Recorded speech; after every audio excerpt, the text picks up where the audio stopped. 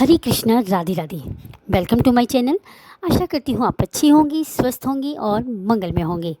आज इस वीडियो में मैं आपके लिए लेकर आई हूँ पुरुषोत्तम मास का पहला अध्याय। बहुत ही सुंदर, पावन, पवित्र है और ये मास भगवान जी को अति प्रिय है।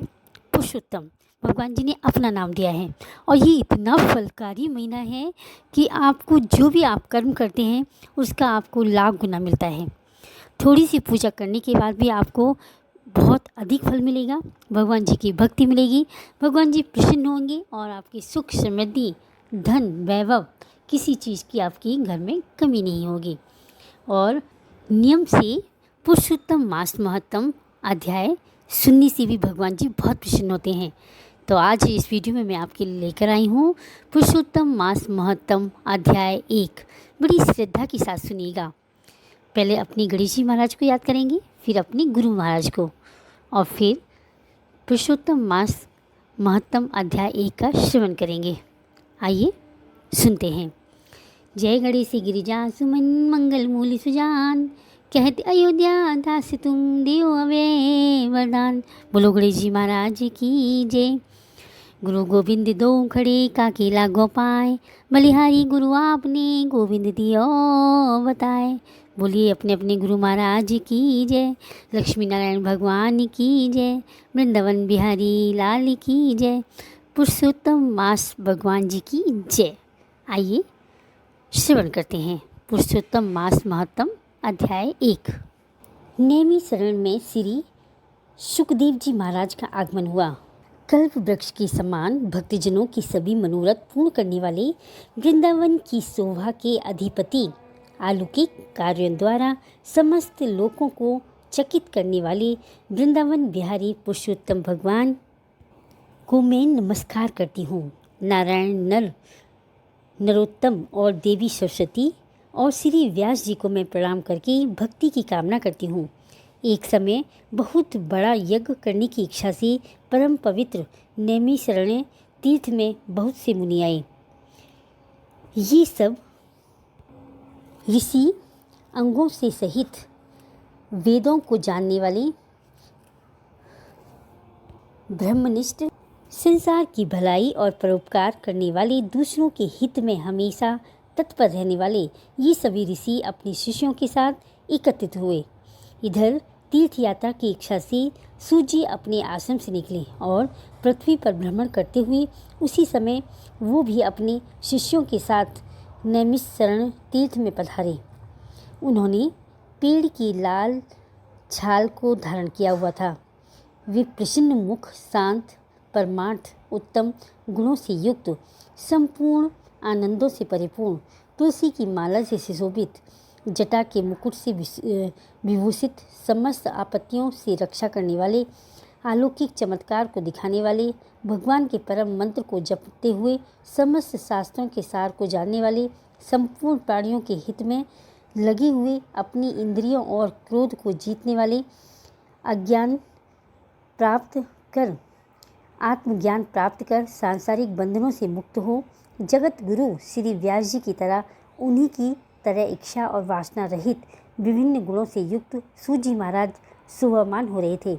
उनको देखकर नैमिषारण्य में रहने वाले समस्त ऋषि गण उठ खड़े हुए। सभी मुनिगण हाथ जोड़कर बोले, हे सूजी महाराज, आप चिरायु हो, आपके लिए ये मनोरथ आसान है, आप इस पर विराजमान हो जाइए। यह कहकर सभी ऋषि मुनि बैठ गए। तब नर्म स्वभाव वाले सूजी ने प्रसन्न होकर सब ऋषियों को हाथ जोड़कर बारंबार दंडवत प्रणाम किया। ऋषि लोग बोले, हे सूजी, आप चिरंजीवी और भगवत वक्ता हो। हम लोगों ने आपके बारे में बहुत सुना है। महाभाग आप तर्क हैं, यहाँ बैठ जाइए, ऐसा सब ब्राह्मणों ने कहा। इस प्रकार बैठने के लिए कहकर सब तपस्वी और समस्त जनता बैठ गई। तब विनयपूर्वक तपोवृद्ध समस्त मुनियों से बैठने की अनुमति लेकर प्रसन्न होकर आसन पर सूजी बैठ गए। यह कहकर सभी ऋषि मुनि बैठ गए। उसके बाद पुण्य कथाओं को सुनने की इच्छा वाले समस्त ऋषि बोले, हे सूजी महाभागा, आप भाग्यवान हैं। आपने गुरु की कृपा से भगवत के रहस्यों का वर्णन करने की शक्ति प्राप्त कर ली है। व्यास शिष्य शिरोमणि, आप पूज्य हैं। इस संसार सागर में हजारों बातें सुनने योग्य हैं, परंतु उन सब में से जो भी सार वस्तु हो वह हम लोगों को सुनाइए, कहिए। हे महाभाग, संसार समुद्र में डूबते हुए को पार करने के लिए जो भी शुभ श्रेष्ठ कथा आपके विचार में हो वह बताइए। इस प्रकार शौनक आदि ऋषियों के पूछने पर हाथ जोड़कर सूत जी बोले, हे समस्त मुनियों, मेरी यही कही हुई सुंदर कथा को आप लोग सुनिए। हे विप्रो, मेरे वचनों को सुनो। मैं पहले पुष्कर तीर्थ गया और वहाँ से हजारों तीर्थों में से होता हुआ हस्तिनापुर में गया। हे द्विजो, वहाँ राजा परीक्षित अपने राज्य का त्याग कर अनेक महापुण्यवान ऋषि मुनियों के साथ गंगा किनारे जा रहे थे। उनके अनेकों सिद्ध योगी और महासिद्ध मुनि थे। उन ऋषियों मुनि ने कोई निराहार, कोई वायु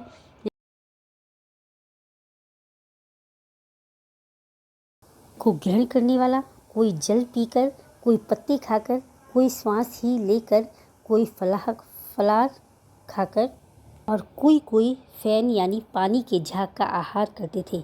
हे द्विजो, उस समाज में कुछ पूछने की इच्छा से हम भी गए। वहाँ ब्रह्मस्वरूप भगवान महामुनि व्यास जी के पुत्र, बड़े तेज वाले, बड़े प्रतापी श्री कृष्ण के चरण कमलों को मन से धारण किए हुए श्री सुखदेव जी आए। वो 16 वर्ष के योगी राज, शंख की तरह कंठ वाले, बड़े लंबे चिकने बालों से घिरे हुए मुख वाले, दृढ़ कंधे, चमकती हुई आकृति, कीर्ति वाले थे। वे अवधूत वेश महास्वरूप थे। महामुनि सुखदेव जी को देखकर सब मुनि प्रसन्नतापूर्वक हाथ जोड़कर खड़े हो गए। ऐसे महामुनि सुखदेव जी को देखकर सब मुनि हाथ जोड़कर खड़े हो गए। उसके बाद मुनियों के बनाए हुए कमल चक्र के आसन पर विराजमान हो गए। चंद्रमा सुखदेव जी ऋषियों की पूजा को ग्रहण कर ऐसे शोभामान हुए जैसे तारागण में चंद्रमा शोभामान होता है। पुरुषोत्तम मास महत्तम अध्याय 1 संपूर्णम। देखो, जिन लोगों ने पुरुषोत्तम मास में नियम से अध्याय सुनने का संकल्प लिया है, पढ़ने का संकल्प लिया है, उन पर हमारे श्री हरि बहुत ज़्यादा प्रसन्न होते हैं और उनकी मन इच्छा पूर्ण करते हैं। जो भी हमारी मन में इच्छा होती है उसको पूर्ण करते हैं। तो इसलिए ब्रह्म मुहूर्त में उठे, भगवान जी को घी का दीप जरूर दिखाएं, तुलसी माता के आगे घी का दीपक जरूर जलाएं और पुरुषोत्तम मास महत्तम अध्याय डेली नियम से जरूर पढ़िएगा। पूरे महीने नियम से आप ये करके देखिए, आप खुद चेंज देखोगे। मिलते हैं नेक्स्ट वीडियो में। कल सुनेंगी कथा पुरुषोत्तम मास महत्तम अध्याय 2 में आगे की कथा। तब तक के लिए मस्त रहें, स्वस्थ रहें, अपनी फैमिली के साथ एंजॉय करें। जय श्री कृष्णा, राधे राधे।